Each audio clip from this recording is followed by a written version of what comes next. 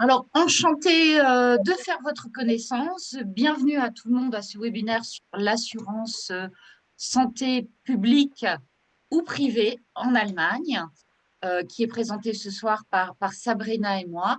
Nous allons vous demander, en fait, à chaque fois qu'on vous pose des questions, bien les poser dans questions-réponses pour qu'on puisse les traiter avec Sabrina. Et avant de commencer, peut-être nous dire où vous êtes. Est-ce que vous êtes en Allemagne? Est-ce que vous êtes déjà en France? Voilà. Et avec Sabrina, l'objectif étant de le faire en 1 heure, un peu moins si possible. Ça va dépendre de vos questions. Donc, Sabrina, je vais te laisser peut-être te présenter. Merci Sandrine. Donc, bonsoir à toutes et à tous et ravie de vous retrouver ce soir pour ce webinaire. Donc Sabrina Vivier, moi ça fait donc maintenant un petit peu plus de 3 ans que je suis du côté de Hambourg. J'ai suivi mon mari qui a été muté professionnellement.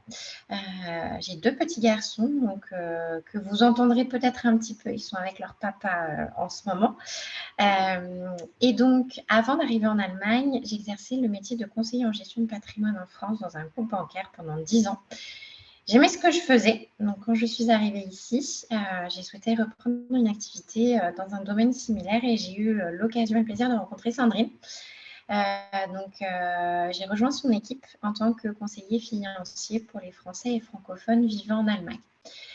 Donc, mon métier, tout simplement, c'est d'accompagner et de conseiller les Français et francophones sur tous les domaines d'une manière générale qui touchent au patrimoine et en fonction du projet de vie, d'expliquer comment ça fonctionne en Allemagne et d'accompagner sur des sujets comme l'assurance, la santé, la retraite, l'optimisation fiscale, l'épargne, voilà, de manière à pouvoir avoir un accompagnement complet. Voilà. Merci Sabrina. Donc moi, je m'appelle Sandrine Chagnou. Je suis basée à Francfort. Je suis en Allemagne depuis 18 ans. J'ai passé 10 ans à Stuttgart et maintenant, ça fait 8 ans que je suis sur Francfort.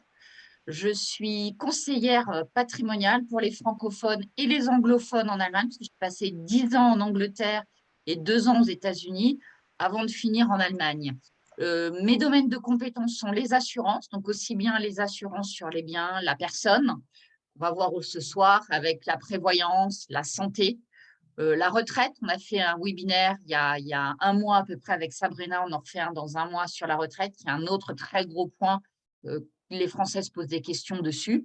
Euh, et puis, euh, et puis l'optimisation fiscale, c'est-à-dire travailler en amont du fiscaliste, puisqu'en Allemagne, le jeu, c'est comment récupérer des sous, puisqu'on a une imposition à la source. Et enfin, selon votre projet de vie, faire en sorte que votre patrimoine augmente. Moi, j'ai une spécialisation, parce que comme j'ai travaillé pendant 18 ans avant j'étais directrice de recrutement avec des indépendants, j'ai beaucoup d'indépendants au sein de ma clientèle. Voilà un petit peu. On fait toutes les deux donc partie du réseau Expatriation Allemagne. Le réseau Expatriation Allemagne, c'est un réseau d'experts, d'indépendants, de professionnels spécialisés dans le franco-allemand. Alors, on a de tout. On a des fiscalistes franco-allemands, on a des conseillers patrimoniaux comme nous, et on a un petit peu, on s'entraide, par exemple, avec Sabrina, si on a besoin de faire des achats immobiliers, on va le faire avec l'aide d'un collègue pour faire les prêts immobiliers. Donc, nous avons vraiment aussi des avocats du droit du travail, par exemple, au sein de la clientèle. Nous avons des bureaux sur Francfort, Munich et Stuttgart. Ce sont nos bureaux historiques. Et nous avons aussi ouvert un bureau à Berlin.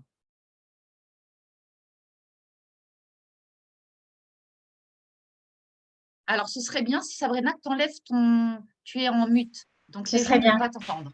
Voilà. Effectivement, merci. Donc, l'accompagnement, effectivement, que nous proposons au sein d'Expatriation Allemagne, c'est celui dont vous parlez, Sandrine, et dont je vous parlais, effectivement, sur tous les domaines de compétences. Donc, aussi bien l'optimisation fiscale que de maintenir, voilà, de connaître le fonctionnement du système en Allemagne pour pouvoir maintenir les avantages que l'on avait en France. On va parler aujourd'hui de la santé, voilà, par exemple. On parle aussi de tout ce qui concerne les couvertures assurances indispensables, les solutions d'épargne dédiées aux Français et francophones vivant en Allemagne. Voilà, parce qu'on maîtrise vraiment la dimension franco-allemande.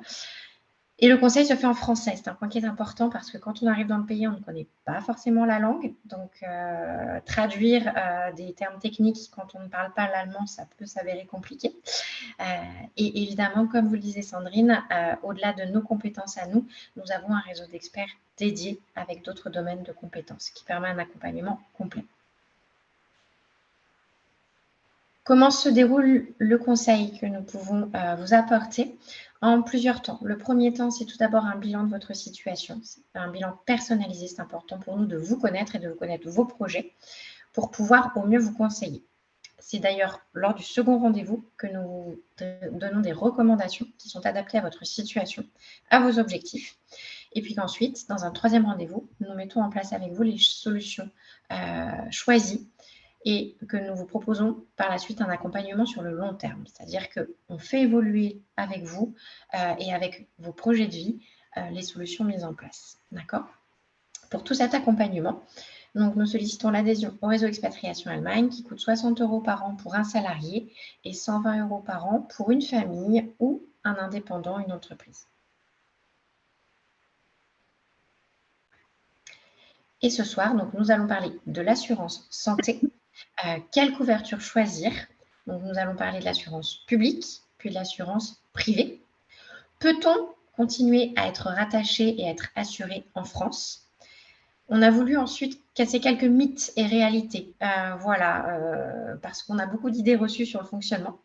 Et puis, on terminera par une comparaison des deux systèmes pour que vous puissiez vous y retrouver. Comme vous le disiez, Sandrine, n'hésitez pas à poser des questions dans le chat. Nous sommes vraiment là pour ça. Voilà, et je vais te laisser commencer, Sandrine. Voilà, donc je vais rentrer dans le vif du sujet avec l'assurance publique, l'assurance santé publique. Donc, l'assurance santé publique en Allemagne, elle est solidaire, il y a une solidarité entre tous les assurés, elle est suffisante, convenable, elle est obligatoire en Allemagne pour les salariés. C'est une assurance pour les indépendants, on fait un peu tout genre ce qu'on veut, mais on l'expliquera tout à l'heure. Et il faut savoir, en Allemagne, ce n'est pas comme en France. En Allemagne, il y a environ 100 caisses d'assurance publique. Je crois qu'en 2023, c'est parce que tous les ans, ils réduisent un peu, je crois que c'est 96 cette année de mémoire. Alors, est-ce que j'ai le choix? Souvent, on nous dit, est-ce qu'il faut que je m'assure privé, public? Je ne sais pas. Ce qu'il faut savoir sur le public, si vous êtes un salarié et que vous gagnez en 2023 en dessous de 66 600, vous êtes un assuré obligatoire dans le public. Vous n'avez pas le choix. Sinon, si vous êtes retraité avec un minimum de 90% de votre temps sur les 20 dernières années assuré dans le public, vous êtes obligatoire dans le public. Sinon, vous avez le choix. Donc, si vous êtes en dessous des 66 600, c'est obligatoire. Les gens qui sont à 67 000, souvent, ou 67 500 viennent nous voir et disent « Oh, on va passer dans le privé ». Et là, avec Sabrina, on vous dit « Attention, non, pas obligatoirement ».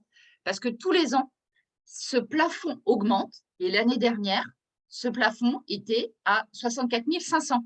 Donc, il faut quand même avoir assez de promotion financière, de salaire, d'augmentation de salaire pour rester dans le privé, dans le public, pardon. Après, on a les assurés volontaires, ce qu'on appelle les Freiwillig en allemand. C'est-à-dire que vous avez le choix. C'est les gens qui gagnent au-dessus de 66 600 € quand ils sont salariés, les sans-emploi, les indépendants, je dirais certains indépendants, et les salariés, au-dessus de 66 600. Ce qu'il faut savoir, c'est que si vous gagnez 30 000 € ou si vous gagnez 100 000 €, si vous êtes assuré dans le public, vous avez les mêmes prestations. C'est exactement la même chose. Et ce qu'on a voulu faire, c'est un petit peu vous expliquer les coûts. Donc ça, c'est par rapport à un salarié. Donc en fait, vous allez avoir les cotisations qui vont être prises, 50% par l'employeur, 50% par l'employé. Les indépendants, c'est un pourcentage de votre bénéfice. Si vous êtes au début de votre activité, c'est minimum, c'est environ 200 € par mois. C'est comme les gens qui vont à l'Arbeitsam, qui sont sans emploi. Et ce qu'il faut savoir, c'est une question qu'on a tout le temps avec Sabrina, si vous êtes une famille nombreuse de 5 ans, et vous êtes, j'en ai de 3 enfants, on va vous dire automatiquement de vous mettre souvent dans le public, puisque ça va vous coûter le même prix si vous êtes 1, 2, 3, 4 ou 5, et si madame ne travaille pas et est au foyer. Donc, vous allez avoir une assurance qu'on appelle une Familienversicherung, c'est-à-dire une assurance familiale. Attention, si vous êtes pacsé ou célibataire, cette assurance ne marche pas. Il faut être marié en Allemagne. Et en 2023, le plafond maximum, et en gros, ce qu'il faut retenir, c'est si vous gagnez le plafond maximum en 2023, c'est 972,55 €, 50% par l'employeur, 50% par l'employé. Et ça, c'est pour gagner 66 600 €. Donc voilà, un petit peu pour vous expliquer un petit peu comment ça se passe. Ce qu'on fait très souvent avec Sabrina, c'est quand vous arrivez en Allemagne et que vous ne savez pas, on vous explique votre feuille de paye où on trouve des erreurs. Ça nous arrive aussi fréquemment. Donc, on vous explique tout ça. C'est à toi, Sabrina, sur comment suis-je couvert avec la santé publique. Merci Sandrine. Donc effectivement, comme vous le disiez Sandrine, vous payez une cotisation qui est plafonnée en fonction de votre niveau de salaire et quel que soit votre niveau de revenu, les prestations sont les mêmes. On ne peut pas les choisir. Il n'existe pas une liste vraiment détaillée des prestations. On peut plus facilement dire d'ailleurs ce qui n'est pas couvert que ce qui est couvert. Grosso modo, la santé publique, c'est à peu près la sécurité sociale à la française avec un petit morceau de mutuelle. C'est-à-dire que vous allez avoir un niveau de couverture de base suffisant et nécessaire. C'est une notion qui est très importante dans la santé publique en Allemagne, c'est le côté nécessaire du traitement. Donc, effectivement, il va y avoir donc, prise en charge des traitements médicaux, des soins dentaires de base, des contrôles. Et c'est vrai qu'il y a en revanche une différence avec la France puisqu'on prend en compte tout ce qui est psychologique dans dans la couverture publique. Donc, tout ce qui va être, par exemple, psychothérapie va être pris en charge, ainsi que les actes de prévention et de détection précoce des maladies. Donc, pour les femmes, par exemple, votre gynécologue va vous proposer de faire des tests de contrôle, par exemple le papillomavirus, en fonction de votre âge. Les soins domestiques aux malades sont également effectivement pris en charge, ainsi que les mesures de réadaptation et puis les médicaments, d'accord ?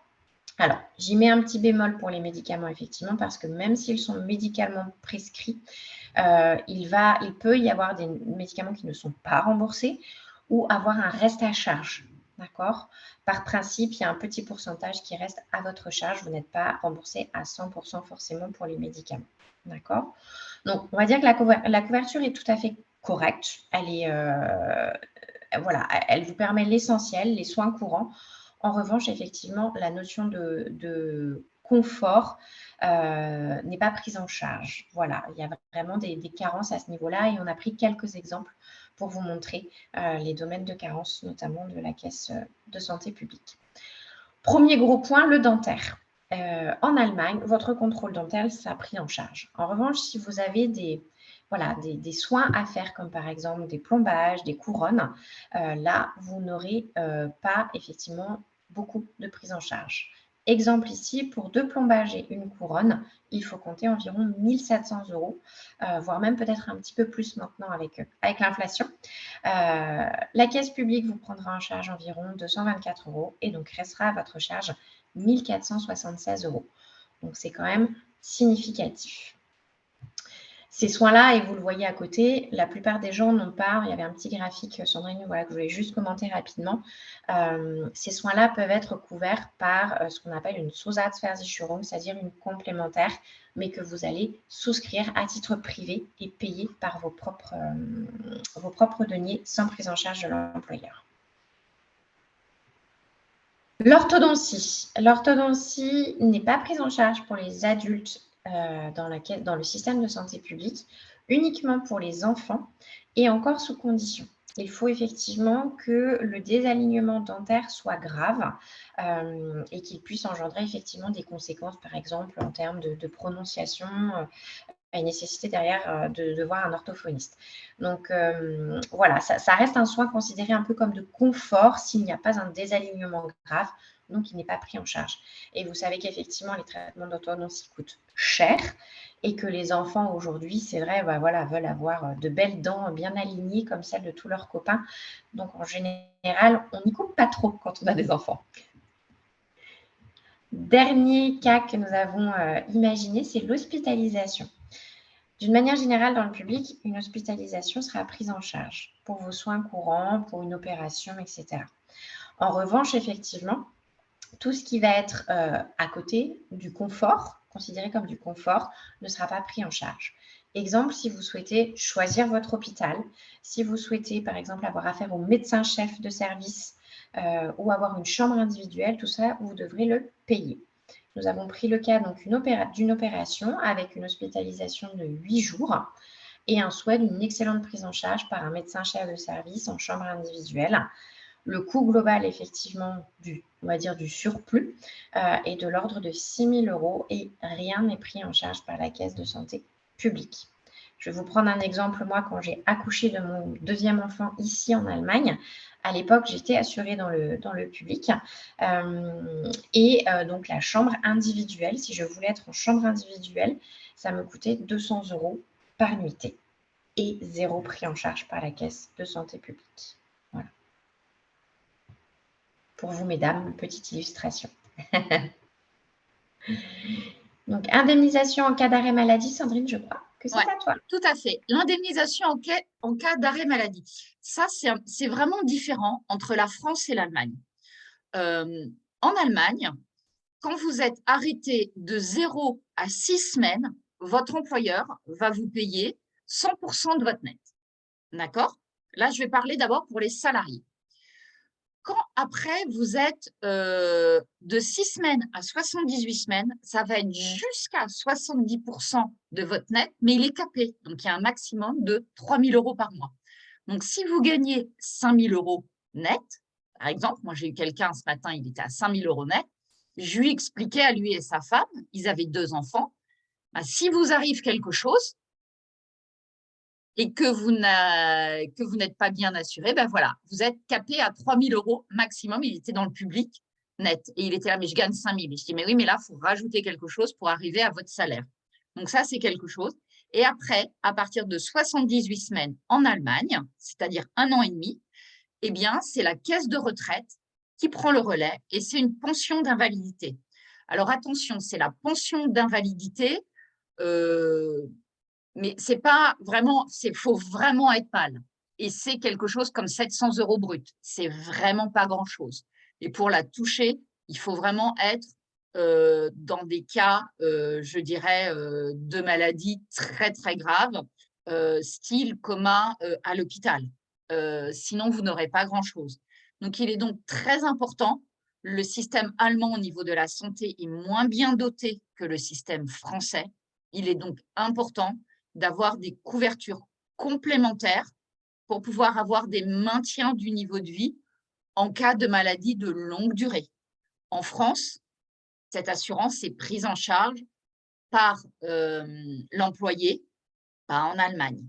Ça, c'est dans du public. Donc voilà, il existe une assurance qui vous permet, en cas d'incapacité de travail, en cas de longue maladie, vous ne pouvez pas travailler, eh bien, d'avoir un maintien de niveau de vie et de passer à côté d'un désastre financier qui est toujours possible. Et c'est pour ça qu'au bout d'1 an et demi, il y a beaucoup de gens qui retournent au travail, pas parce qu'ils sont guéris, mais parce qu'ils n'ont pas le choix, en fait, souvent. Donc, voilà, ce n'est pas pris en charge l'incapacité de travail par l'assurance maladie. Pas du tout. Ce n'est pas comme en France. Ce n'est pas du tout les mêmes modes de fonctionnement. On peut peut-être ajouter un petit mot pour les indépendants, si on en a ce soir, de comment Alors, ça se passe oui, tout à fait. Pour les indépendants, ben, c'est très simple. Merci, Sabrina. Alors, de 0 à 6 semaines, ben, faut avoir plus de liquidité de côté. Ou alors, avoir une assurance, mais souvent, moi, je recommande d'avoir des liquidités plus importantes parce que les assurances de 0 à 6 semaines sont relativement élevées quand même. Après, de 6 semaines à 78 semaines, eh bien, je recommande une assurance incapacité de travail. Alors, quand vous êtes dans le public, vous allez avoir une incapacité de travail, mais ça ne va pas couvrir grand-chose, encore une fois. Vous allez être jusqu'à 75% max de votre net, mais quand ça fluctue plus, ils vont prendre les 3 derniers mois. Donc, si ça n'a pas été des bons mois, ben voilà. Et après, quand on est dans le privé, en fait, la grosse différence aussi entre le privé et le privé, il est très important d'avoir vos indemnités journalières à jour.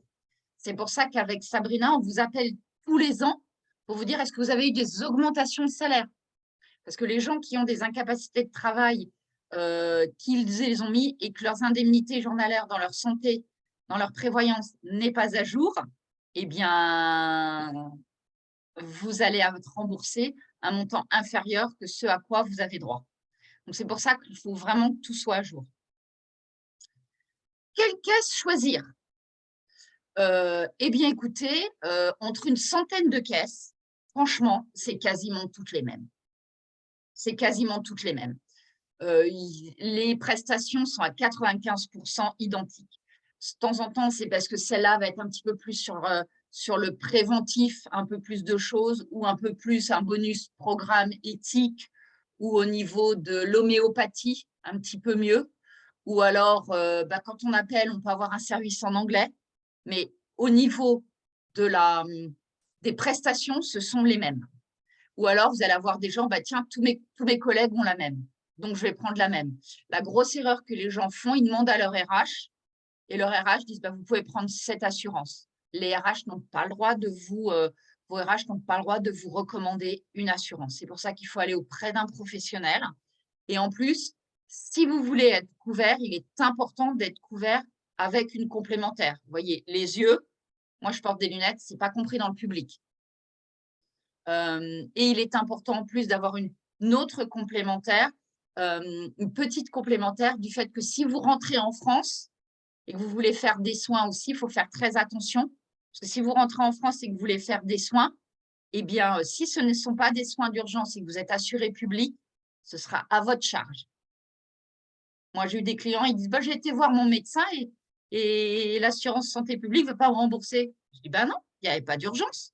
Par contre, vous avez une rage 2 ans, vous avez 39 de fièvre, vous allez voir le médecin, là, vous serez remboursé. Donc voilà, il y a plein de petites nuances en fait. Donc voilà un petit peu. Maintenant, on va vous dire comment compléter le déficit de l'assurance publique en fait. Tout ce sur quoi vous n'êtes pas couvert. C'est toujours plus facile de dire ce sur quoi on n'est pas couvert. En fait. Et c'est Sabrina qui va vous en parler. Alors, vous pouvez effectivement, par l'intermédiaire d'une complémentaire santé, comme vous le disiez Sandrine, que vous souscrivez donc par vous-même, que vous payez par vos propres deniers, qui n'est pas pris en charge par votre employeur, venir couvrir les manques sur le dentaire, on en a parlé tout à l'heure, l'orthodontie des enfants lorsqu'on n'est pas sur des désalignements graves qui vont être pris en charge par le public, l'optique, comme vous le disiez Sandrine également, est très peu pris en charge, sauf grave maladie. J'ai eu le cas récemment, malheureusement, de quelqu'un qui a vraiment une grave maladie au niveau des yeux avec une maladie dégénérative. Là, il y a une prise en charge, mais si c'est simplement, effectivement, une vue un petit peu défaillante, là, il n'y aura pas de prise en charge. Voilà. Effectivement, par le biais d'une complémentaire, vous pouvez aussi couvrir donc la dépendance. C'est les frais effectivement qui vont être engendrés si vous n'êtes plus autonome et que vous avez besoin d'un accompagnement ou d'un aménagement dans votre logement, par exemple.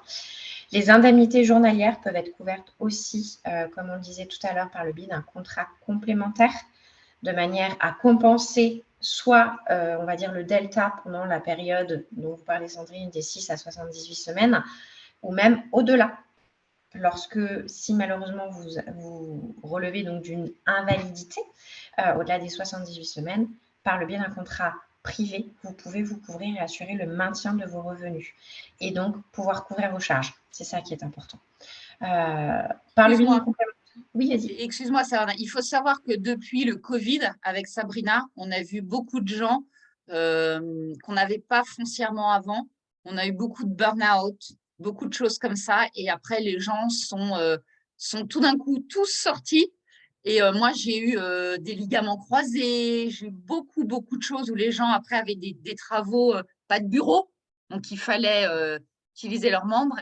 Et c'est vrai que les accidents et tout ce qui est maladie de type psychique ou de type cancérigène sont à l'heure actuelle les grosses incapacités de travail actuellement. Et comme l'a très justement dit Sabrina, l'incapacité de travail après 78 semaines en Allemagne, c'est pas comme en France, ce n'est pas couvert.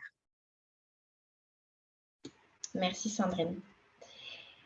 Par le biais d'une complémentaire, on peut aussi effectivement couvrir des soins ambulatoires ou stationnaires qui ne seraient pas pris en charge, c'est-à-dire par exemple le fait de faire une opération en ambulatoire avec le transport, aller-retour, ou des soins effectivement lorsqu'on demeure à l'hôpital, comme on le disait tout à l'heure. Les médecines alternatives aussi ne sont pas prises en charge dans le public.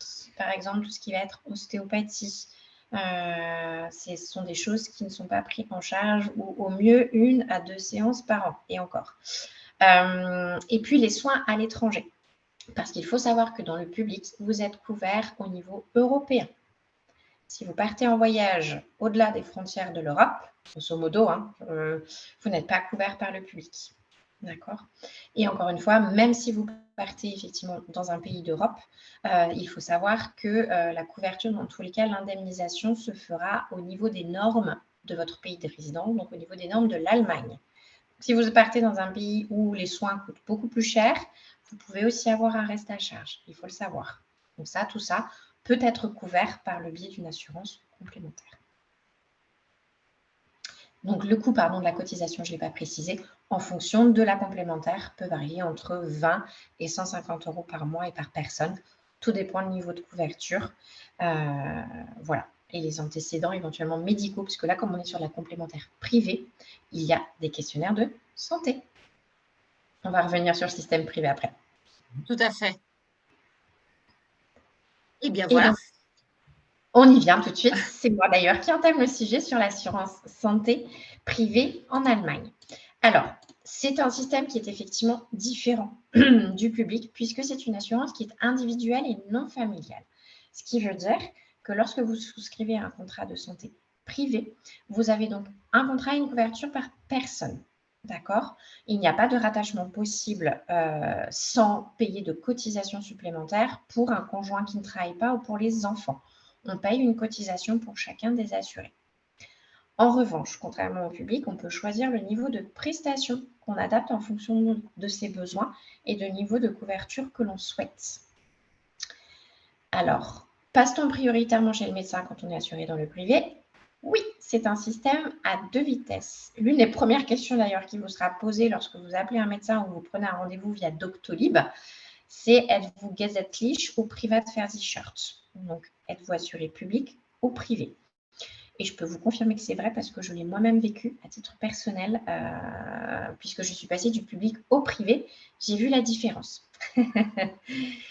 Il faut savoir aussi que lorsque vous souscrivez une assurance privée allemande, il y a très souvent, quasi systématiquement, des franchises avant prise en charge des soins. C'est-à-dire qu'il reste à votre charge une franchise avant d'être remboursé.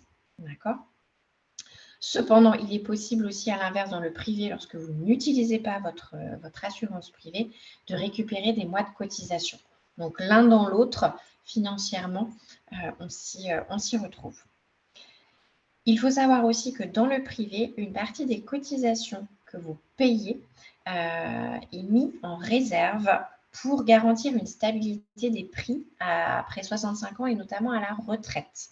En effet, donc, pour limiter l'augmentation du coût des cotisations avec l'âge, ce que l'on connaît par exemple avec les mutuelles en France, une partie des cotisations que vous payez est mise en réserve. Ça fait un fonds commun, un fonds de réserve qui permet de limiter les augmentations. On reviendra tout à l'heure sur les mythes et les réalités de toute façon. Tout à fait. Donc, qui peut bénéficier et qui peut souscrire une assurance privée allemande? Comme le disait Sandrine tout à l'heure, les salariés qui gagnent plus de 66 600 € bruts annuels en revenus fixes peuvent choisir de se rattacher à une assurance privée allemande. Je précise bien que c'est hors bonus, c'est vraiment votre revenu brut annuel. Et comme le disait Sandrine tout à l'heure, quand on est juste à la limite, on ne va pas forcément vous conseiller de vous assurer privé parce que si ce plafond augmente l'année suivante, vous pouvez vous retrouver contraint de retourner dans le public parce que votre revenu est inférieur. Donc, effectivement, il faut s'assurer lorsqu'on est proche de cette limite d'avoir une augmentation régulière annuelle, on va dire d'au moins 2 000 € brut, pour être tranquille. À côté des salariés, donc les indépendants et les professions libérales peuvent s'assurer privé. ainsi que les fonctionnaires, les étudiants et les personnes sans activité. Voilà, donc les personnes en recherche d'emploi et certains retraités aussi. Et maintenant, je vais laisser Sandrine vous parler du coût de l'assurance privée. Alors, le coût de l'assurance privée. La grosse différence par rapport à l'assurance publique, c'est qu'en fait, selon votre âge, selon votre état de santé, on va vous dire aussi si ça vaut le coup ou pas de passer dans le privé ou si c'est raisonnable. Moi, j'ai annoncé à un client, je lui ai dit, écoutez, je comprends que vous vouliez passer dans le privé, mais vous allez avoir une énorme augmentation tarifaire de par vos pathologies. Donc là, je rentre en compte. Je vois qu'il y a une question et j'y répondrai tout à l'heure. Donc, l'âge rentre en compte. L'état de santé initial à l'entrée dans l'assurance est importante. Le nombre de personnes à assurer, parce que si vous êtes 1, 2, 3, vous n'allez pas comme dans le public avoir un montant et c'est tous le même. Vous allez avoir 3 montants si vous êtes 3. Si vous êtes 4, c'est 4. Donc, les familles nombreuses, généralement, ça peut devenir très cher. La couverture, par contre, vous pouvez choisir votre couverture souhaitée. C'est-à-dire que vous pouvez choisir si vous voulez une chambre à 4, dont on parlait tout à l'heure, des chambres à 2 ou des chambres seules. Vous pouvez choisir vos indemnités journalières. Vous pouvez choisir vos couvertures au niveau des soins et au niveau de la prévoyance et de la dépendance. Par exemple, les soins, vous pouvez décider d'être remboursé à 100%, pour les dents, par exemple, ou à 80% ou moins. Il y a automatiquement, comme dans le public, une participation de l'employeur, mais il y a une participation de l'employeur à la hauteur de ce qu'il payerait dans le public. Donc, si votre assurance privée, parce que vous êtes 4, vous coûte 1 400 €, l'employeur ne va cotiser qu'à hauteur de 486 €, ce qu'il payerait normalement dans le public. Alors, je lis la question de Valérie. Elle habite en Allemagne depuis 30 ans environ. Elle est assurée privée depuis 23 ans. Très satisfaite, mais j'ai peur qu'à la retraite, les cotisations deviennent trop chères par rapport au montant de la pension, car la part de 50% payée par l'employeur ne s'est plus prise en charge. Tout à fait vrai. Les assurés dans le public sont à la retraite, continuent à percevoir 50% de leur cotisation. Alors, dans le privé, c'est ce qu'on va en reparler tout à l'heure. C'est une excellente question. Dans le privé, vous avez la possibilité maintenant, Valérie, de déjà mettre de l'argent de côté pour votre retraite. C'est ce qu'expliquait tout à l'heure Sabrina, pour justement ne pas avoir à payer un montant important. Il faut savoir que toutes les assurances privées ne se ressemblent pas. Il y a des assurances privées qui permettent de faire ça, il y a des assurances privées qui ne permettent pas de faire ça. Donc, c'est pour ça qu'il y a des gens qui disent que les assurances privées coûtent très cher. Il y a des assurances privées. Moi, j'étais privée allemand avant. Je suis sortie d'une assurance privée allemande parce qu'en 10 ans, elle a doublé. Elle a passé de 500 € à 1 000 €. Donc, il faut choisir son assurance privée parce qu'il se peut que ce ne soit pas la bonne aussi. Donc, il y a tout un travail à regarder aussi. Ça va dépendre de quelle assurance c'est, de quel package vous avez pris. Mais normalement, vous pouvez mettre de l'argent de côté à la retraite pour votre assurance privée. C'est tout à fait possible. Ce qui permet de ne pas avoir des montants exorbitants à la retraite. C'est ce qu'expliquait tout à l'heure Sabrina. J'ai un peu répondu à ça. Quelle choisir? En Allemagne, pour la santé privée, il y a plein de caisses. Comme pour le public, vous en avez plein. Et il faut vraiment choisir ce qui vous convient le mieux. Nous, avec Sabrina, on a un éventail de caisses privées sur lesquelles on peut vous conseiller. Il faut que ce soit des couvertures premium.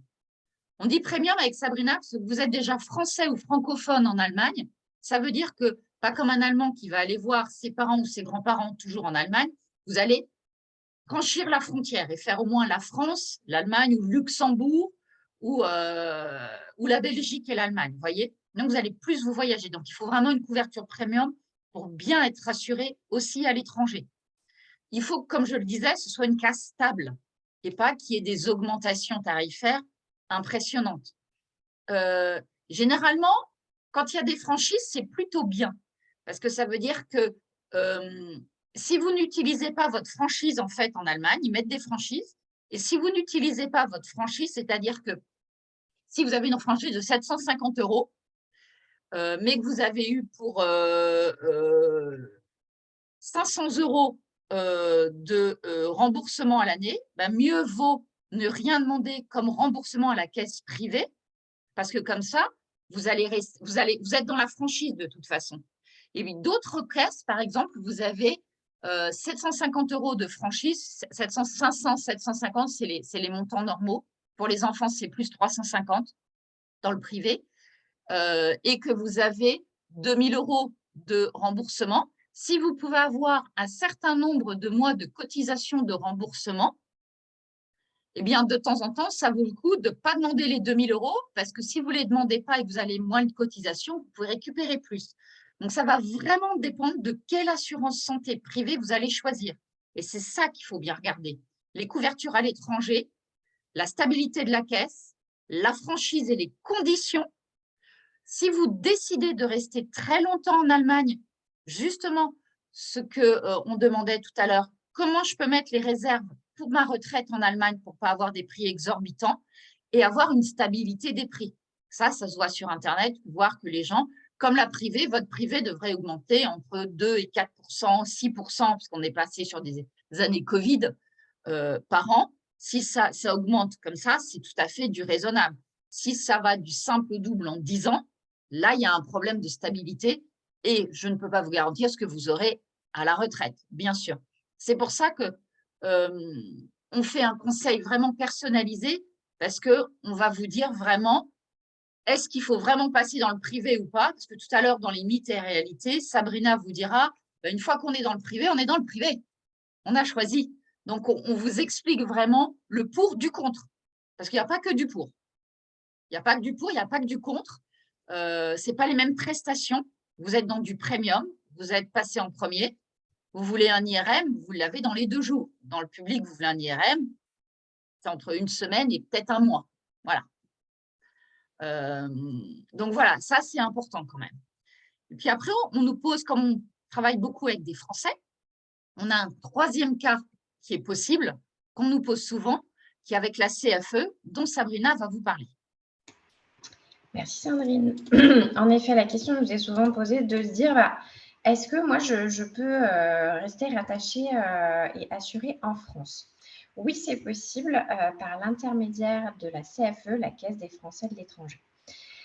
La Caisse des Français de l'étranger, c'est l'équivalent de la sécurité sociale, en fait, pour les Français qui vivent à l'étranger. La couverture est limitée au niveau de la couverture de la sécurité sociale. Donc, elle ne répond pas à elle seule aux obligations allemandes. Alors, voilà, il faut savoir qu'effectivement, lorsqu'on arrive en Allemagne, l'assurance santé est obligatoire et elle doit répondre à certaines obligations et certains critères. Donc, la CFE elle seule n'y répond pas, donc il faut en complément prévoir de souscrire obligatoirement à une assurance complémentaire pour respecter le cadre allemand. Et pour ça, c'est important de se faire accompagner, car toutes les assurances complémentaires ne vont pas forcément répondre aux obligations allemandes, ne vont pas être reconnues. Il faut un certain niveau de couverture.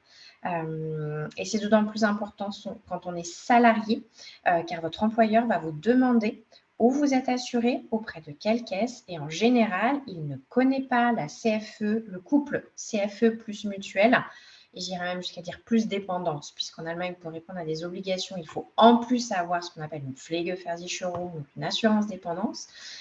Donc, en général, l'employeur ne connaît pas ça, est relativement réticent, alors qu'en fait, ça répond complètement aux obligations allemandes quand on est bien accompagné et qu'on choisit la bonne complémentaire. Donc, vraiment, j'insiste sur ce sujet, parce que j'ai encore eu quelqu'un au téléphone la semaine dernière à ce sujet, qui était assuré dans le public, qui a voulu passer donc sous CFE et complémentaire, mais qui a fait ça sans s'être accompagné. Du coup, elle se retrouve avec une complémentaire qui ne répond pas aux obligations allemandes. Une RH qui, du coup, est très prégnante sur le sujet, parce que c'est une obligation pour eux de s'assurer que vous êtes couvert en Allemagne. Sinon, d'ailleurs, ils vous disent en général qu'ils ne vous payent pas s'ils n'ont pas ces justificatifs-là. Donc, vraiment, voilà, c'est une solution qui peut être très bien, qui n'est pas adaptée à tout le monde, mais qu'effectivement, il faut se faire accompagner pour être sûr que ça réponde aux obligations. J'insiste vraiment sur le sujet, je suis désolée, mais on est souvent confronté au problème. Ouais, si je peux me permettre, moi, qu'on fait beaucoup, je demande toujours l'autorisation à RH en amont, Oui. déjà, pour être sûr qu'il n'y aura pas de problème avant d'engager les frais. Il y a des carences à respecter selon vos âges. Si vous avez des pathologies, encore une fois, il va y avoir des questionnaires de santé, donc il peut y avoir des augmentations tarifaires. Et souvent, c'est un montage qu'il faut faire. C'est vraiment un montage assurantiel. Et après, nous, on délivre ce qu'on appelle un Bescheid, c'est-à-dire une attestation pour les RH avec des explications de comment ça marche. Donc, vraiment, c'est un montage qui est différent. C'est souvent un montage qui est adapté pour les gens qui sont là que quelques années. Pour les indépendants, ça peut être très intéressant s'ils sont sûrs de tout le temps être indépendants, parce que si vous êtes en bonne santé et que vous avez un très bon revenu, ben, ça peut vous coûter beaucoup moins cher. Généralement, les RH disent oui, mais il faut savoir qu'elles vont vous embêter parce que si elles ne sont pas sûres à 100%, moi, j'ai eu plusieurs cas. J'ai eu le cas où elles n'étaient pas sûres, donc ils l'ont gardé dans le public et lui ont dit, vous prenez le privé, d'accord, mais on vous oblige à être dans le public, parce que si elles ne font pas ça, elles ont fait une erreur professionnelle et elles peuvent être envoyées. Donc, elles vont vraiment, vraiment se couvrir. Donc, les batailles avec les RH, on connaît les boîtes. Et ça, c'est quelque chose qui n'est pas si simple que ça. Quand on est indépendant, c'est beaucoup plus simple. Il n'y a pas de souci. Il faut être bien, bien assuré aussi. Voilà, moi, j'en ai encore fait un à Berlin cette semaine. Il n'y avait pas de problème. Mais voilà, il y a vraiment des conditions. Et le gros bémol, si vous êtes longtemps en Allemagne, ce n'est pas foncièrement ce qu'on va on va vous recommander parce qu'il n'y a pas de mise en réserve pour la retraite. Donc ça, il faut en être conscient aussi. Voilà, pas de mise en réserve, donc les cotisations vont augmenter avec l'âge. Et puis, comme le disait Sandrine, en fait, l'une des spécificités aussi, c'est que la participation de l'employeur est possible, mais sous condition. Elle n'est pas obligatoire. C'est-à-dire que votre employeur ne peut pas refuser que vous ayez cette couverture-là si elle répond bien aux obligations allemandes. En revanche, il n'est pas obligé de prendre en charge la moitié de la cotisation. Donc, c'est vrai qu'effectivement, voilà, encore une fois, l'accompagnement permet tout simplement d'avoir le contact, comme le disait Sandrine, on a l'habitude de traiter avec les RH, de leur fournir toutes les informations dont ils ont besoin, de manière à favoriser, on va dire, un déroulé assez simple. Ouais, mais moi, j'en ai, ils m'ont dit non, moi. Moi, j'en ai, Oui, ils ont dit non, ils ont été obligés. Je leur ai dit, je suis désolée, vous êtes obligés de passer dans le privé allemand si vous voulez être assuré privé. Sinon, c'est le public avec une complémentaire. tout à fait. Et donc, CFE plus complémentaire avec en plus l'assurance dépendance, c'est considéré donc comme une assurance privée. Hein. Vous êtes considéré comme assuré privé, donc ce qui permet ce qu'on a vu tout à l'heure par rapport au privé, avec aussi donc des conditions de revenus ou de statut qui s'appliquent, comme on parlait tout à l'heure. On a une question de Alors, je Roxane. serai indépendante prochainement avec un projet de m'installer en Allemagne. Toutefois, je suis atteinte d'une endométriose. Conseillez-vous vraiment la CFE? Alors là, comme ça, j'ai envie de vous dire, il faut qu'on y réponde individuellement parce que tout dépend effectivement votre projet, la durée, le contexte, quelle activité vous allez faire, quels sont vos besoins en termes de santé. Dans tous les cas, effectivement, il y aura des questionnaires de santé. Donc, le fait d'avoir l'endométriose peut générer, mais là, c'est vraiment du cas par cas, des exclusions, des surprimes. Mais ça, voilà, Ça va encore une fois, dépendre en fait de votre niveau d'endométriose. Et ça va dépendre de ce que vous prenez comme médicament, de ce qui se passe et les pathologies vraiment. Moi, j'ai quelqu'un, il a de l'asthme, il prend de la cortisone, mais quelqu'un qui a de l'asthme et qui en prend une boîte de cortisone par an ou quelqu'un qui a vraiment de l'asthme et qui est... Donc voilà, c'est pour ça que Sabrina dit qu'il faut le voir si vous êtes là et qui êtes indépendante et que vous voulez garder les prestations et garder vos médecins en France, ça peut être une solution qui, pour vous, Voilà. Après, ça va dépendre de plein d'autres choses parce que c'est peut-être pas… Ce qui va être important, ça va être aussi combien vous allez gagner, ce que vous allez faire. Donc, qu'est-ce qui va être… On va garder quand même les coûts en tête pour que ce soit quand même raisonnable aussi. Donc, ça peut être une bonne solution. Le privé allemand, je le déconseillerais sûrement parce que vous allez avoir une exclusion ou une augmentation tarifaire importante. Je suis assez directe, hein. Donc voilà. Et c'est une possibilité ou du public avec une complémentaire qui est plutôt sur de l'homéopathique ou sur des médecines préventives. Et voilà. Vous pensez changer d'employeur, mon nouvel employeur peut-il me forcer à m'assurer privé en Allemagne s'il ne connaît pas la CFE ou puisse pas acheter dans le public? Alors, votre employeur peut vous forcer à rien du tout. Votre employeur ne peut pas vous forcer à vous assurer avec une caisse ou une autre. Après, vous êtes résident allemand, vous êtes résident fiscal allemand. Il faut que ce soit une caisse qui soit reconnue en Allemagne. On est bien d'accord. Toutes les caisses, comme l'a expliqué Sabrina, ne sont pas. S'il ne connaît pas la CFE, aussi, ce qui peut se passer, c'est que nous, parce que 80% des employeurs ne connaissent pas la CFE avant qu'avec Sabrina, on leur envoie un email en leur expliquant ce que c'est que la CFE avant que les gens changent. Donc, en fait, on leur explique ce que c'est, on leur explique comment ça marche. Nous, on aura fait des devis publics complémentaires et CFE, le package CFE avec Sabrina. Souvent, c'est moins cher en CFE, donc on a ça aussi, on explique à l'employeur, ça vous coûtera moins cher. Par contre, vous serez assuré à la française. C'est-à-dire, comme dit Sabrina, vous ne serez pas assuré sur tout ce qui est psychologique. Vous ne serez pas assuré sur… Enfin, ce sera assuré à la française, pas à l'allemande. Donc, on ne peut pas avoir les deux. Mais votre employeur ne peut pas vous forcer à quoi que ce soit. Vous pouvez choisir votre caisse, publique ou privée d'ailleurs. Et si vous voulez passer à la CFE, comme la CFE n'est pas un organisme allemand, il a le droit de dire non. Donc, on demande l'autorisation avant pour ne pas engendrer des frais. Et à ce moment-là, vous savez, au moment où moi, mes clients, et les tiens aussi, Sabrina, au moment où ils vont dans la CFE, on a un mail DRH disant oui. Moi, je suis très allemande dans ces cas-là. Je veux un petit mail écrit. L'oral ne vaut pas. Donc, comme ça, c'est beaucoup mieux. On leur envoie même un exemple de feuille de paye, comment ça s'enlève et comment ça se retire, parce que ce n'est pas comme l'assurance privée allemande ou publique. Donc, on l'explique vraiment comment ça se passe. J'espère que ça répond à vos questions. On a une petite question complémentaire dans le chat Oui, j'ai vu ça. Voilà, je suis assurée CFE complémentaire. Est-ce que cela m'assure également si je décide d'aller aux États-Unis travailler et vivre? Excellente question. Tu veux répondre ou j'y réponds, Sabrina? Oh, bon, je peux. Hein.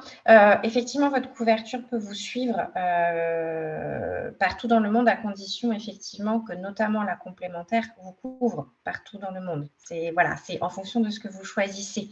Mais c'est l'un des avantages, effectivement, de ce type de couverture, c'est que vous pouvez la conserver si vous partez dans un autre pays. Il faut juste la réadapter en fonction de votre lieu de résidence, en fait. Voilà. Voilà, il faudra changer la zone, sauf quand vous êtes salarié. Encore une fois, parce que moi qui étais salarié aux US, je peux vous le dire, ça peut dépendre de vos RH aussi et des obligations qu'il faut remplir à ce moment-là. Si vous êtes indépendante, je suis entièrement d'accord avec Sabrina. Si vous passez aux US en tant que salarié, j'ai un petit bémol. Faut toujours contrôler. Surtout avec les US. Il faut toujours contrôler le système local et les obligations locales, mais sur le principe, l'assurance peut valoir partout dans le monde. Pardon, c'est plutôt ça que je voulais dire, peut valoir partout dans le monde, sous réserve que la couverture soit adaptée à ça. Encore une fois, moi, j'ai des clients, ils étaient CFE plus complémentaire plus dépendance. Ils ont été transférés aux US. Ils n'ont pas gardé la couverture parce qu'aux US, ils avaient une autre couverture d'entreprise qui était spécifique. Ça peut venir de là aussi, couverture d'entreprise. Donc, ils avaient une couverture de groupe. Donc, voilà. C'est pour ça que je dis ça, en fait, parce que c'est arrivé au sein de ma clientèle. Alors, on a une autre question de peut-on passer du privé à la caisse publique malgré un salaire élevé? Il me semblait que cela n'était pas possible. Vous devancez ce que nous allons Ah dire bah, dans les c'est mythes et petites parfait. réalités. Donc, on va y répondre juste après. C'est ce que tu vas parler d'ailleurs, c'est le deuxième mythe et réalité, si je ne me trompe. Oui, c'est ça, tout à fait. Alors, on va commencer par le premier.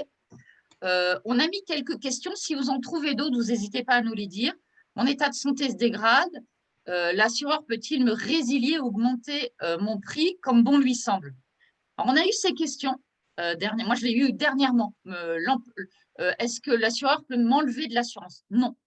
Vous ne pouvez pas être enlevé d'une assurance. Il ne peut pas augmenter juste pour vous le prix. Il pourra augmenter le prix pour tous les assurés. Oui, certaines caisses, c'est pour ça qu'il faut faire attention quand vous passez dans le privé, quelle caisse vous choisissez, mais il ne pourra pas faire que vous.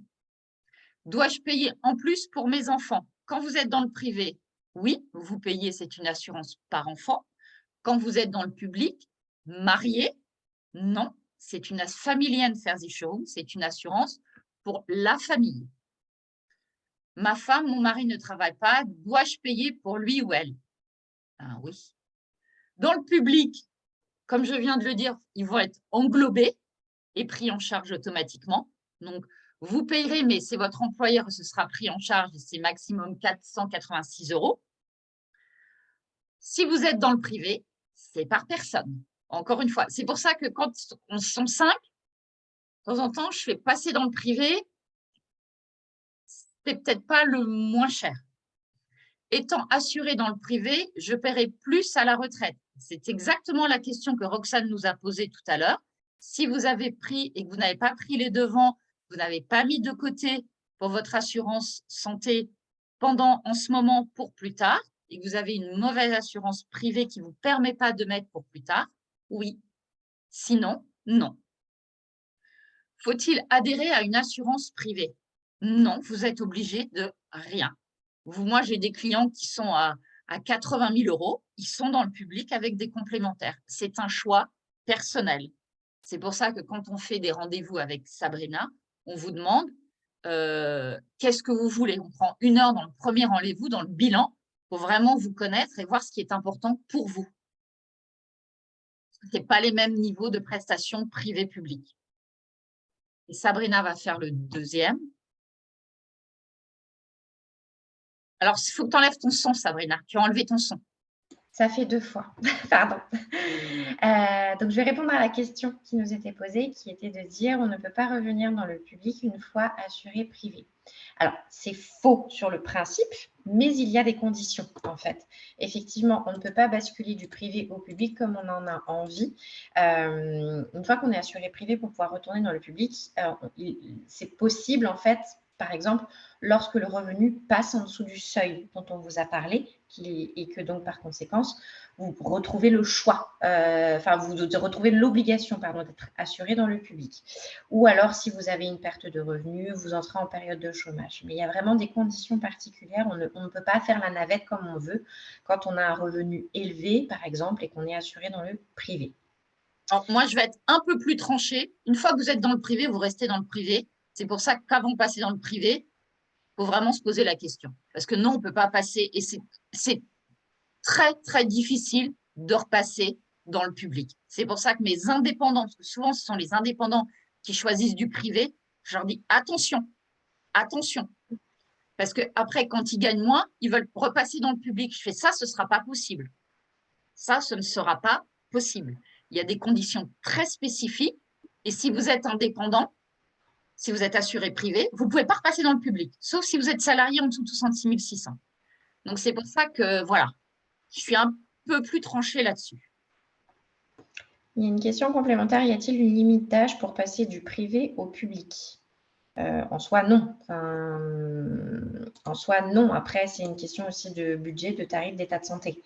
C'est-à-dire que si vous, effectivement, alors là, ce serait passer du privé au public. Alors, il faut déjà revoir la question des revenus. Hein, On a vu que pour les retraités, ça dépendait effectivement de leur situation pour être assuré public obligatoire ou pas. Et ça va dépendre effectivement des questions de santé. Mais en soi, il n'y a pas de limite d'âge. Et dans le public, vous n'avez pas de questionnaire de santé. Donc, en fait, sur le principe, ils ne refusent personne, à part ceux qui ne répondent pas aux conditions, par exemple, et qui étaient assurés dans le privé, mais ne peuvent pas repasser dans le public comme ils souhaitent. Moi, j'ai des clients qui ne peuvent pas repasser dans le privé parce qu'ils ont mal été conseillés au départ. Dans le public, tu veux dire? Dans le public, oui, excusez-moi. Ils ne peuvent pas repasser dans le public parce qu'ils ont mal été conseillés. Et c'est pour ça qu'on passe du temps. Et quand on fait un rendez-vous santé, quand c'est une famille, souvent, c'est un rendez-vous quasiment à lui seul, la santé. J'ai des rendez-vous médicaux plus rapidement en étant assuré privé. Alors oui, c'est vrai, on l'a dit tout à l'heure, lorsque vous êtes assuré privé, vous obtiendrez plus facilement des rendez-vous, plus rapidement. Et je dirais même qu'une fois que vous êtes chez le médecin, vous attendrez moins en salle d'attente. Vous passerez devant ceux qui sont assurés publics. Donc, c'est une vérité. Certains médecins profitent des assurés privés. Alors, j'aimerais vous dire que non, mais effectivement, d'une manière générale, la facturation est plus élevée quand vous êtes assuré dans le privé que dans le public. Il y a même certains médecins qui vous le disent ouvertement. Bon, bah vous êtes dans le privé, votre enfant ça a été mon cas, votre enfant est dans le public, donc du coup, je vais vous facturer plus à vous et puis moins à votre enfant qui est dans le public. Ouais, mais ça, c'est quasiment normal, je dirais, puisqu'en fait, un médecin va avoir des quotas de clients publics. Et au-dessus d'un certain nombre de clients publics, il ne peut plus en prendre. Et c'est pour ça qu'il va prendre du privé, parce que les clients privés font vivre, en fait, les publics quelque part pour ça. Donc, c'est pour ça que les médecins sont comme ça. Mais moi, qui ai un papa médecin, je suis assurée privée. Donc, j'ai fait un IRM il n'y a pas longtemps. J'ai vu le prix, je fais waouh! Et je lui ai montré la facture. Comme j'ai été hospitalisée il y a un mois, et je lui ai montré la facture, je l'ai payée, et il m'a fait, en fait, c'est à l'américaine. Il y a une goutte, il vous facture la goutte, il y a un conseil, pour prendre le rendez-vous, il vous facture le conseil 15 euros. Tout est facturé, tout acte, comme un acte chirurgical, est facturé à l'américaine. C'est comme ça. Et après, il y a des gens qui exagèrent. Quand les gens exagèrent, il faut savoir, ça m'est arrivé au sein de ma clientèle, il faut toujours, quand on va vous donner des traitements au niveau privé, par exemple chez le dentiste, si vous avez quelque chose à faire, vous leur demandez d'abord une facture. Et si vous trouvez que c'est excessif, vous pouvez toujours l'envoyer à votre assurance privée qui va vous dire si c'est excessif ou pas, ou si c'est du normal. Et si c'est du excessif, ils peuvent rentrer en contact avec le médecin en disant non mais vous rigolez, ça devrait être ça. Ça m'est déjà arrivé, c'est pour ça que je me permets de vous le dire. Donc s'il y a des choses qui sont possibles et ça peut être recadré quand même. Merci, Mais Sandrine. privé, voilà. Enfin, mais c'est plus cher qu'en France. C'est vrai. C'est plus cher qu'en France. Une prise de sang, je vais la payer en France, j'en ai pour 30 euros. Je la fais en Allemagne, j'en ai pour 100 euros. Voilà. Les soins, voilà, sont beaucoup plus C'est chers. comme ça. Donc, il faut avoir, quand on est privé, des liquidités d'avance. Donc, vous explique tout ce système en même temps. Oui. Les assurés privés vivent plus longtemps que les assurés publics. Alors, sur le sujet, je ne crois pas qu'il y ait de statistiques arrêtées. En revanche, comme dans le privé, vous pouvez choisir votre niveau de prestation et pas dans le public. D'une manière générale, vous avez accès à des soins qui sont de meilleure qualité, ce qui peut effectivement avoir des conséquences à long terme et donc permettre un meilleur maintien de la santé à long terme. Voilà. Les prix augmentent rapidement d'année en année dans le privé. C'est ce qu'on vous a expliqué tout à l'heure et sur le sujet sur lequel Sandrine est revenue effectivement à plusieurs reprises. C'est qu'effectivement, les prix peuvent augmenter, mais vous pouvez aussi mettre en réserve une partie des cotisations de manière à limiter l'augmentation des cotisations en avançant en âge. Alors, nous avons une autre question. Je suis assurée dans le privé en Allemagne et j'aimerais rentrer en France dans quelques années, mais je n'ai aucune assurance santé en France. Comment être assurée en France à mon retour? Dois-je résilier mon assurance allemande si je souhaite vivre à long terme en France? Tu veux répondre? Tu veux que je réponde? Comme tu veux. Ah, vas-y. Alors, à partir du moment où vous rentrez en France, vous allez devoir normalement être rattaché au système français. et du coup, réintégrer effectivement, alors après, le système de santé français, donc la sécurité sociale et une complémentaire. Si vous êtes employé, aujourd'hui, la complémentaire santé en France, elle est obligatoire. D'accord? À partir du moment où vous êtes salarié, l'employeur est obligé de vous proposer une complémentaire santé. Donc, vous retrouverez le système social en France et pourrez résilier votre contrat en Allemagne. Si tu veux ajouter quelque chose, Sandrine. Non, tout à fait. Si vous êtes indépendant, ça risque d'être un peu plus compliqué parce que vous aurez des questions de santé et vous ne serez pas sur un contrat collectif. Et c'est tout à fait ça. Il faut avoir en fait l'assurance du pays, sauf si vous êtes une exception, style la BCE à Francfort, la Banque Centrale Européenne ou dans des institutions européennes ou des militaires, où là, c'est des exceptions. Mais si vous êtes un assuré et que vous avez une assurance, par exemple, je ne sais pas, AOK, TK en Allemagne, publique, vous allez en France, vous allez être assuré par l'employeur, exactement comme tu l'as dit, il n'y a pas de problème. Et de toute façon, c'est une obligation légale. En France, il faut être assuré avec une assurance du pays.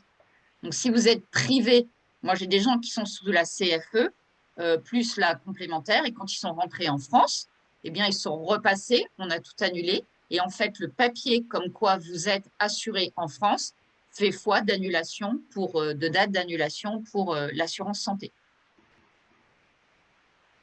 C'est une bonne question. Ah, il y en a une autre, je vois.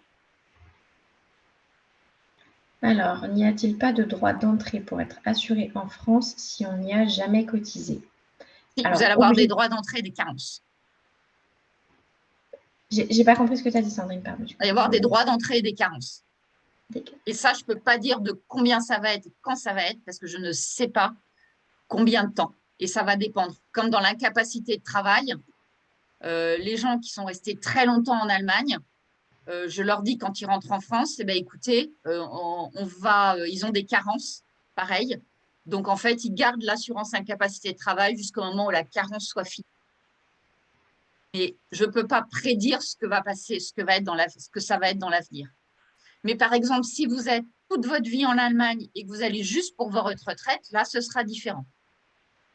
Étant assuré CFE complémentaire, est-ce que je peux aller me faire soigner en France quand je veux? Oui. Est-ce que je peux aussi décider de me faire soigner systématiquement en France? Oui, si vous désirez. Est-ce que les médecins connaissent le système de la CFE? Oui, parce que moi, je l'ai déjà essayé. Faut-il conserver sa carte vitale? Quand vous êtes à la CFE, sur le site de la CFE, on vous demande de votre carte vitale, parce que vous allez avoir une carte vitale spécifique, parce que c'est une carte vitale des Français de l'étranger. Donc, en fait, sur le site de la CFE, vous l'aurez et on vous le redonnera, votre carte vitale, et ça se fait. Et vous pouvez décider de vous faire soigner en France, en Allemagne, en Italie, enfin, n'importe où. Oui.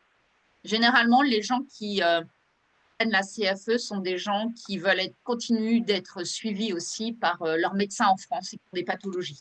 Mais attention, si vous avez la CFE plus une complémentaire plus la dépendance, comme l'a dit Sabrina, il y aura des questions de santé à l'entrée. Il faudra se faire accepter d'abord, aussi, comme toute assurance santé. Mais oui, vous pouvez vous faire soigner où vous voulez. Et vous donnez votre carte de CFE et ils connaissent, sans problème. Ah, voilà. Après, sur les soins en Allemagne, je ne sais pas si on l'a dit ou alors c'est juste, sachez que quand vous êtes assuré privé ou CFE, etc., vous avancez les frais. Ce que disait Sandrine, il faut la trésorerie et ensuite vous vous faites rembourser. C'est la différence aussi du public où quand vous présentez votre carte en Allemagne de caisse publique, là, vous n'avez pas avancé les frais de consultation chez le médecin, par exemple. Alors, si vous êtes à la CFE, mais vous n'avez pas encore votre carte vitale, vous pouvez en faire la demande normalement sur le site de la CFE, dans votre espace personnel. Vous avez un endroit où la CFE vous le dit. Vous pouvez demander à faire. Vous devez déposer votre photo, vous devez déposer votre pièce d'identité et il vous l'envoie, mais il vous l'envoie qu'à une adresse en France. Donc, vous la faites envoyer par exemple chez vos parents et vous demandez à vos parents d'avoir votre nom sur la boîte aux lettres. C'est tout à fait faisable et c'est sans problème. C'est sur le site de la CFE dans votre espace personnel.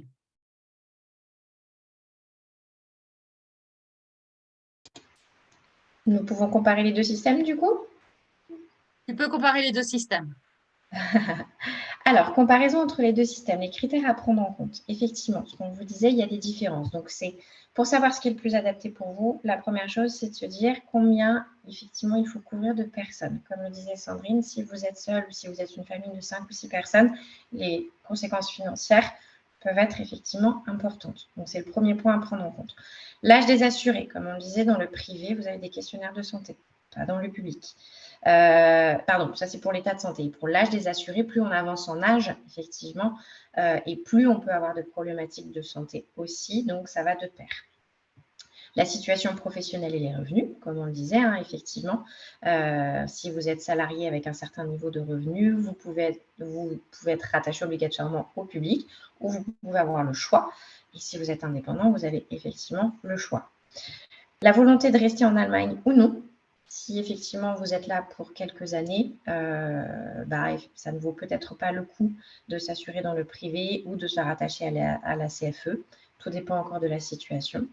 Et la date d'arrivée en Allemagne, effectivement, parce qu'en fonction de votre date d'arrivée en Allemagne, si ça fait plus de 2 ans, non, moins de 2 ans, pardon, vous avez des questionnaires renforcés. Voilà. Donc, Vous n'avez pas d'historique allemand. Pardon? Parce qu'ils n'ont pas d'historique, vous n'avez pas d'historique allemand de santé. Oui, tout à fait. Tout à fait. Donc, moins de 2 ans, on va vous demander de montrer patte blanche. Voilà. Et vous pouvez avoir effectivement, comme on le disait, des exclusions. Voilà. Moi, j'ai eu le cas personnel, par exemple, de mon mari qui a voulu s'assurer privé et qui, pour raison de santé, a été refusé, clairement. Donc, voilà. Alors, ce qu'on a voulu faire avec Sabrina, c'est vous faire un petit récapitulatif de tout ça. Donc, en fait, entre l'assurance privée, l'assurance publique et la CFE. Donc, l'assurance publique allemande, elle est faite pour qui? Elle est faite pour tous les salariés qui gagnent en dessous de 66 600 € en 2023. Elle est faite pour toutes les personnes qui ont des maladies chroniques ou des maladies qui donnent des augmentations tarifaires et pour les familles nombreuses. Parce que c'est une assurance pour tout le monde. Les inconvénients, c'est une prestation économique et suffisante. Donc, ça nécessite la mise en place d'une complémentaire au final. Et de temps en temps, quand vous êtes juste célibataire, ça peut devenir plus cher sur du public que sur du privé. L'assurance privée, c'est si vous êtes salarié, que vous gagnez au-dessus de 66 600 € ou que vous êtes indépendant. Et en fait, c'est l'idéal si vous avez moins de 35 ans, que vous êtes en bonne santé et que votre séjour en Allemagne, il est de plus de 5 ans. Les inconvénients, les maladies chroniques ne vont pas être acceptées. C'est plus cher pour les plus de 45 ans. Donc, moi, je ne pourrais plus m'assurer en Allemagne à l'heure actuelle dans le privé si je venais d'arriver. Pour les familles nombreuses, parce que c'est par enfant. Des carrières internationales, c'est une solution, mais le problème, c'est qu'on ne peut pas l'enlever de l'Allemagne. Tout à l'heure, quelqu'un nous demandait, si je pars aux États-Unis, j'ai juste à changer de zone. Ah oui, là, en Allemagne, avec cette assurance-là, le privé, ce n'est pas possible. Et comme le disait, excusez-moi, à juste titre, Sabrina, les questions de santé et les visites médicales sont obligatoires si vous êtes là depuis moins de 2 ans. La CFE est une complémentaire avec une dépendance. C'est pour les salariés qui ont plus de 66 600 €. Les indépendants, ça peut être pour les familles, parce que comme ce sont des assurances françaises, on a des assurances familiales. Donc, moi, j'ai eu une famille, ils avaient 5 enfants. Au-dessus de 3 enfants, c'était gratuit, 4 et 5. Donc, ça valait le coup. C'est pour ça que moi, je les ai mis sur de la CFE plus une complémentaire. Les ALD, c'est vraiment au cas par cas. Moi qui ai eu des ALD, ça va être au cas par cas parce que ça va être pris en compte par la santé de la complémentaire, mais vous allez avoir des exclusions souvent au niveau de la prévoyance. Ça va dépendre de votre ALD. C'est l'idéal pour les gens qui sont moins de 35 ans ou qui sont en Allemagne depuis moins de 2 ans ou qui viennent d'arriver en Allemagne ou des gens aussi qui peuvent être retraités.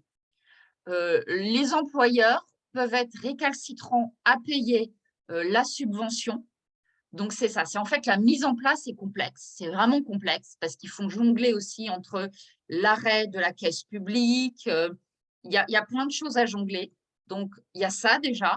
Il y a le faire accepter par vos RH et il y a des carences qui peuvent être applicables avec la CFE particulièrement au niveau de la santé, aussi bien dans le public, dans le privé que dans la complémentaire. De toute façon, vous aurez des délais de carence.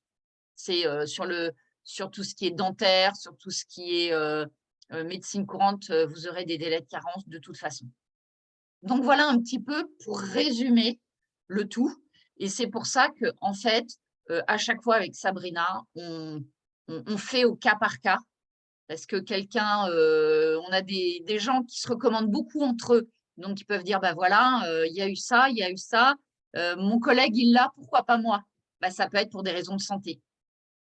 Donc, c'est très important de bien se faire accompagner pour avoir une mise en place optimale.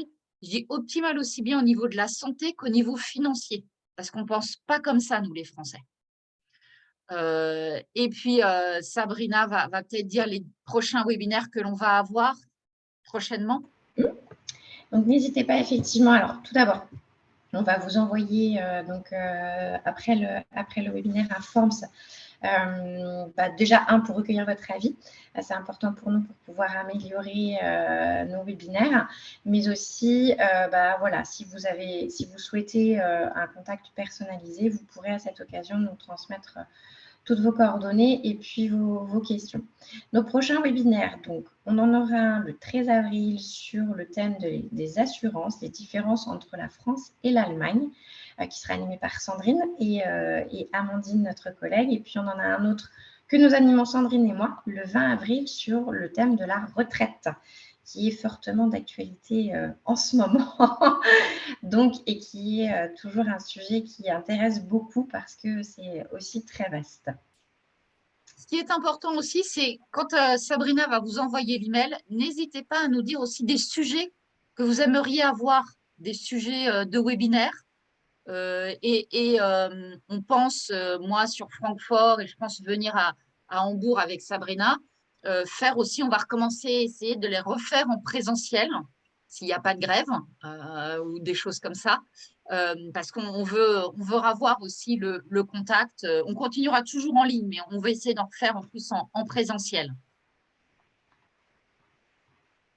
N'hésitez pas à suivre notre actualité. Expatriation Allemagne est présent sur Facebook, sur LinkedIn. Il y a aussi le site internet sur lequel vous pouvez trouver un certain nombre d'informations et d'articles qui sont rédigés par les différents professionnels qui font partie du réseau. Et puis, n'hésitez pas aussi à nous contacter, nous, en direct. Vous avez nos mails, nos numéros de téléphone. Nous sommes aussi sur LinkedIn. Et Sandrine a le plaisir d'animer aussi sa page YouTube. Donc, ouais, ce que je fais, c'est parce que si vous avez des questions, vous dites, ah, je ne me souviens pas de ce qu'elles ont dit, ou là, je ne m'en souviens plus, vous pouvez le voir à partir de lundi, ça devrait être sur ma chaîne YouTube. Vous tapez juste Sandrine Chagnoux sur YouTube, vous allez la voir. Et je garde en fait les webinaires que l'on fait, on les met avec Sabrina pour que les gens puissent revenir dessus s'ils ont besoin en fait. C'est pour cela que le webinaire, effectivement, est enregistré. Voilà. Eh bien, on vous souhaite une excellente soirée. On espère que ça vous aura aidé dans votre choix. Et si vous avez des questions, n'hésitez pas à revenir vers nous. Très bonne soirée à vous. Merci. Au revoir.